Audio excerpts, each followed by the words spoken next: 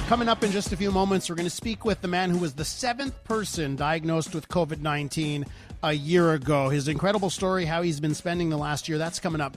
But I got a text message here, and I just can't ignore it. So I got a text message here from a listener. And it starts off, "Hey, Elias." And then right after they say, "Hey, Elias," they rattle off 2 incorrect misinformation statistics about COVID-19. Now, one of the things that we see on Instagram and on Facebook and on misinformation sites, they certainly have access to calculators. They just don't know how to use said calculators.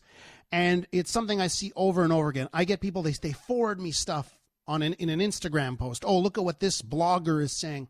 And it's stuff that is just factually incorrect. But on Facebook, on Instagram, on Twitter, there are no rules. So you can just continue to propagate the misinformation, and there are no ramifications. There are no consequences.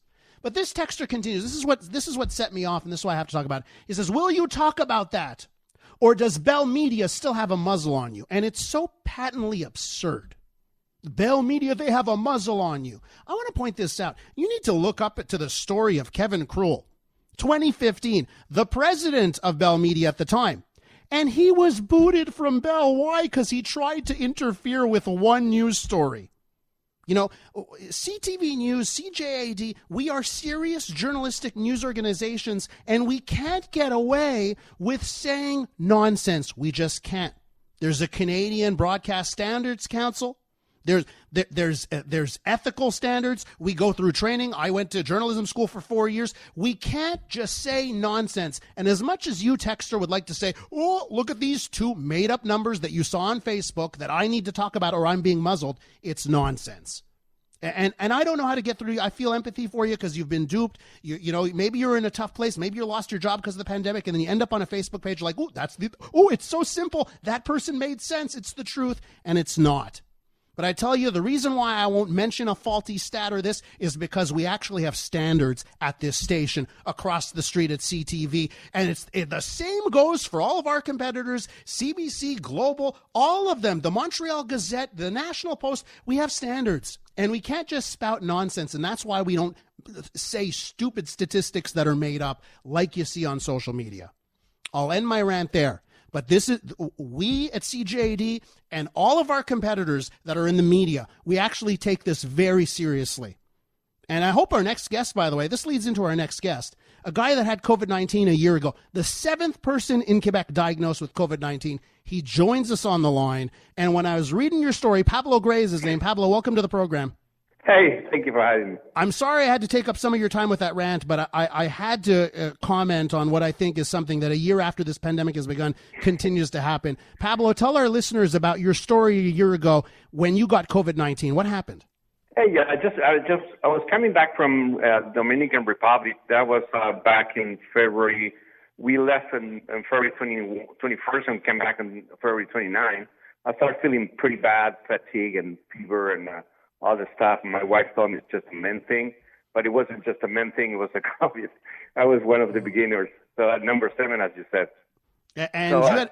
No, go ahead. But you had a serious case. I was a really serious case. Actually, I was number 1 at the Notre Dame Hospital. When I got there with my son, we actually took an Uber without mask. Remember at the time nobody had masks. Nobody was wearing masks.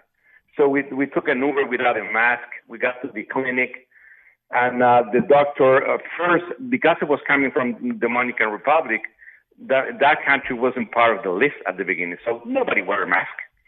So I guess I contaminated many people in my trip to the hospital and being at the hospital that day.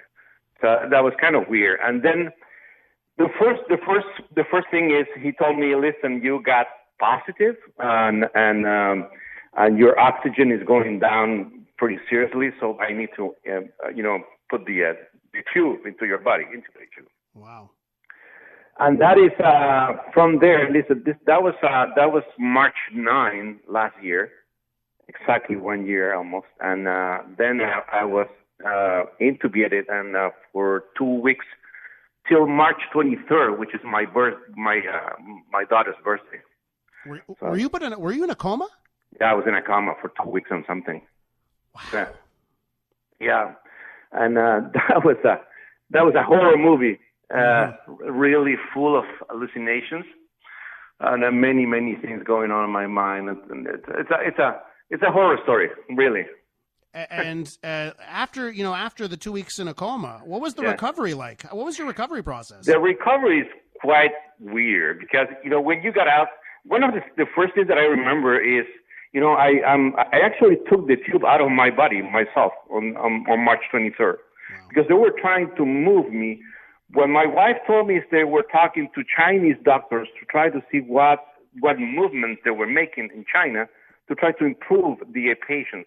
And one of the things was kind of a chicken that were trying to move me, put me on the other side around, and they actually improved a little bit my oxygen, so I could breathe. But that was on March 23rd. March 24th, I remember Dr. McMillan from the Jewish hospital, because I was transferred to the Jewish hospital. She told me, if you don't breathe by yourself today in the next 24 hours, I don't think you're coming out of this. Oh, my goodness. Now, we're with Pablo Gray. He was the 7th person diagnosed with COVID-19 in Quebec. Pablo, thankfully, you're here today because you did get out of it. And you've spent much of the last year helping others that are recovering from COVID. Tell us about that. Yeah, absolutely. There's a few things that I'm doing.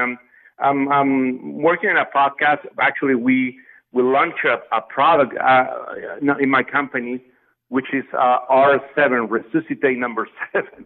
But more than a commercial thing, I'm working on the University of Montreal study with doctors, trying to understand where is exactly that we can help patients, either during the time of the hospital and after the hospital. Because many things, you have to imagine that when you're in a coma and this thing, you're thinking so many things, hallucinations going through your head that they're not true. So when you're going back home, because I was saying to my wife, I was talking to my mom every day. Your mom wasn't there, And I said, my mom wasn't there? What are you talking about? I was there every day with my mom. No, nobody can be at the hospital. So there's all those things that actually make you very sad, and it's a post-drama.